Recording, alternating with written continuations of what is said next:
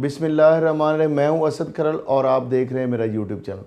नाज़रीन, chief justice Pakistan justice गुलजार अहमद साहब ने किस तरह सिंध हुकूमत की कारकर्दगी पर सवालिया निशान उठाए हैं और उन्होंने जो रिमार्क्स दिए हैं वो इंतहाई काबिल तशवीश भी हैं, जो कि सिंध हुकूमत जो बड़े दावे करती है कि वो पाकिस्तान पीपल्स पार्टी की जो हुकूमत है आवाम के लिए जनाब वो मरे जा रही है। लेकिन चीफ जस्टिस ऑफ पाकिस्तान ने कहा कि किस तरीके से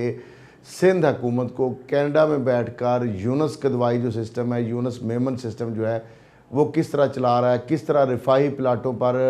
प्लाजे तामीर किए जा रहे हैं, किस तरह नालों की जो ज़मीन है वो किस तरह लीज़ पर दी जा रही है और किस तरह जो मुख्तलिफ जो मामलात हैं उसको पैसों के ज़रिए और सिस्टम के ज़रिए उसको किया जा रहा है। इस हवाले से जो सुप्रीम कोर्ट ऑफ पाकिस्तान में जो केस की समाअत हुई है उसमें चीफ जस्टिस साहब के अलावा जस्टिस इजाज़ुल हसन साहब भी शामिल थे और उन्होंने जो रिमार्क्स दिए, जो चीज़ें सामने आई हैं और जिस तरह उन्होंने एडवोकेट जनरल सिंध जो है उनको कहा कि आप इतनी जगहों से गुजर के आए हैं, आप जाके खुद देखें कि कराची और अंदरूनी सिंध क्या हो रहा है, क्या थर जो है उसके पानी उस लोगों को मिल रहा है, क्या जो ये जो मामलात हैं जिस तरीके से सिंध बिल्डिंग कंट्रोल अथॉरिटी हो, वो KDA हो, वो MDA हो, KMC हो या LDA हो, किस तरीके से वहाँ पे एक बंदर बांध लगी हुई है और किस तरीके से जो तरक्याती स्कीमें जो हैं उसके अंदर गबन किए जा रहे हैं और किस तरह रफाही जो प्लाटें हैं, जो सरकारी जो ज़मीनें हैं, किस तरह वहाँ पे चाइना कटिंग की जा रही है। तो ये बहुत सारे सीरियस सवालात उठाए हैं और इस हवाले से अगर मैं बात करूँ तो चीफ जस्टिस गुलजार अहमद साहब ने जो रिमार्क्स दिए उन्होंने कहा कि शारा फैसल पर जो नस्ला टावर तजावज़ात केस की जो समाअत की और उस दौरान जब जस्टिस इजाज़ुल हसन साहब ने कहा कि आप लोगों ने सर्विस रोड पर बिल्डिंग तामीर कर दी, बिल्डर के वकील ने कहा कि पुल की तामीर के वक्त सड़क का साइज़ कम किया गया था, जिस पर चीफ जस्टिस गुलजार अहमद ने कहा कि शारा फैसल का साइज़ कभी कम नहीं हुआ, शारा को वसी करने के लिए तो फ़ौजियों ने भी ज़मीन दे दी थी, सारे रिफाही प्लाटों पर प्लाजे बन गए। समझते हैं अदालत को पता नहीं चलेगा हुकूमत कहाँ है, कौन ज़िम्मेदारी लेगा, जो पैसा देता है इसका काम हो जाता है, कितना ही गैर कानूनी काम हो अब भी धंधा चल रहा है, SBCA का काम चल रहा है, कराची पर कनाडा से हुक्मरानी की जा रही है और शहर का सिस्टम कनाडा से चलाया जा रहा है, यूनुस मेमन सिंध का असल हुक्मरान है, वही चला रहा है सारा सिस्टम। चीफ जस्टिस ने बर्मे का इज़हार करते हुए कहा कि ये होता है पार्लिमानी निज़ाम हुकूमत, ऐसी होती है हुक्मरानी। आपकी हुकूमत है, यहाँ किसकी हुकूमत है? आप लोग नाले साफ़ नहीं कर सकते, सुबह कैसे चलाएंगे? 2 साल हो गए आप नाला साफ़ नहीं कर सके। अदालत ने तस्ला टावर की जो समाअत है वो 16 जून तक मुलतवी कर दिया और कमिश्नर कराची को रिपोर्ट पर जवाब तलब करते हुए कहा है कि वो 16 जून तक इस केस में अपना जवाब जमा कराएं। दूसरी जानब अगर बात की जाए तो सुप्रीम कोर्ट ने सिंध हुकूमत के वकील की सख्त सदस्य करते हुए कहा कि पूरे मुल्क में तरक्की हो रही है सवाए सिंध के। थरपारकर में आज भी लोग पानी की बूंद बूंद के लिए तरस रहे हैं, एक RO प्लांट नहीं लगा, 1500 मिलियन रुपए खर्च हो गया, हुकूमत के पास क्या मनसूबा है? सूरत हाल बदतरीन हो रही है, बदकिस्मती है हमारी, कोई लंदन से हुक्मरानी करता है, कोई दुबई से, कोई कनाडा से, ऐसा किसी और सूबे में नहीं है। सिंध हुकूमत का खासा है ये है कि यहाँ एक ASI भी इतना ताकतवर हो जाता है, पूरा सिस्टम चला सकता है। मिस्टर एडवोकेट जनरल, अपनी हुकूमत से पूछ कर बताएं क्या चाहते हैं आप,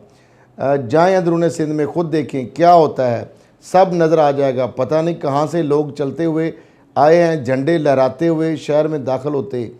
किसी को नज़र नहीं आते, कम अज़ कम 15-20 थानों की हदूद से गुजर कर आए होंगे, किसी को नज़र नहीं आया, अभी वहाँ रुके हैं, कल यहाँ भी आ जाएंगे। इतने सालों से आपकी हुकूमत है, यहाँ क्या मिला शहरियों को? एडवोकेट जनरल ने दरख्वास्त की कल बजट की तकरीर है, 2 दिन की मोहलत दे दें। चीफ जस्टिस ने कहा कि बजट तो हर साल पेश करते हैं, मखसूस लोगों के लिए रकम मुख्तस कर देते हैं, बजट तो पिछले साल भी आया था, लोगों को क्या मिला? सिंध में इस वक्त आर्टिकल 140A लागू करने की ज़रूरत है।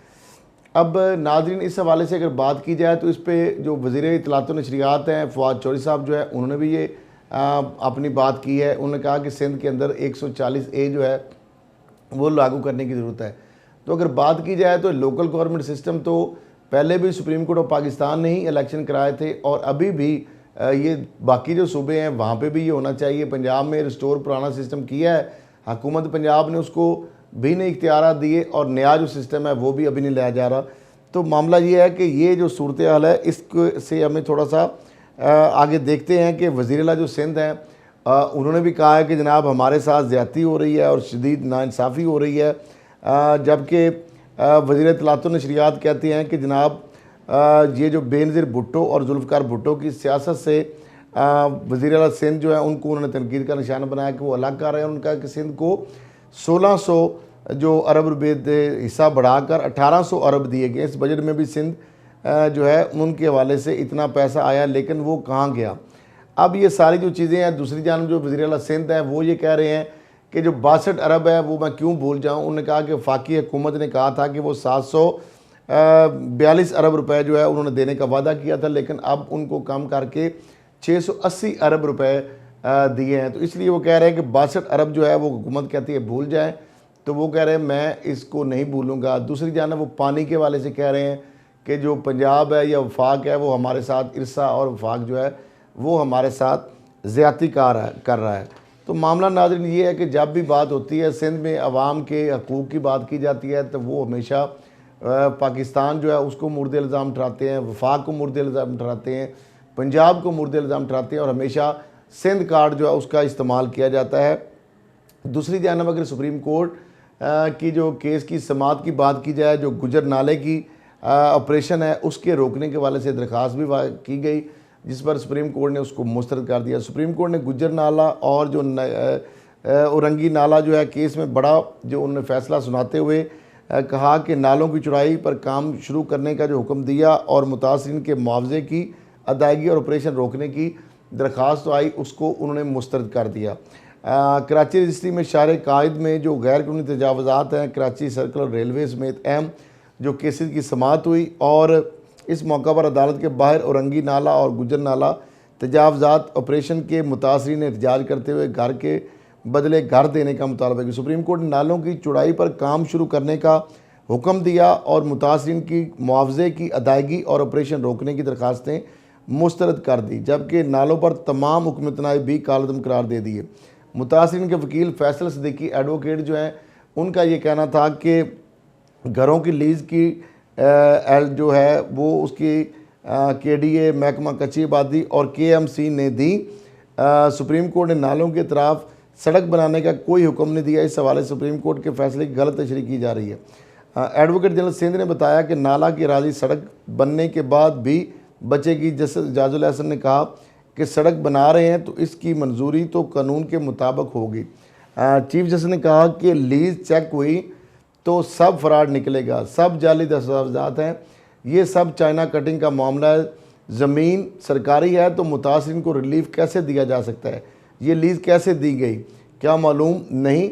ये ज़मीन मुतासरीन की नहीं नाले की अराजी है। फैसल सिद्दीकी ने कहा कि अमीरों के घरों की इजाज़त की भी तो लीज़ चेक की जाए, सारा मलबा गरीबों पर ही क्यों डाला जाता है। जैसे एजाजुल हसन ने कहा कि अब लीज़ मुतलका महकमे ले जाएं, असली साबित करें।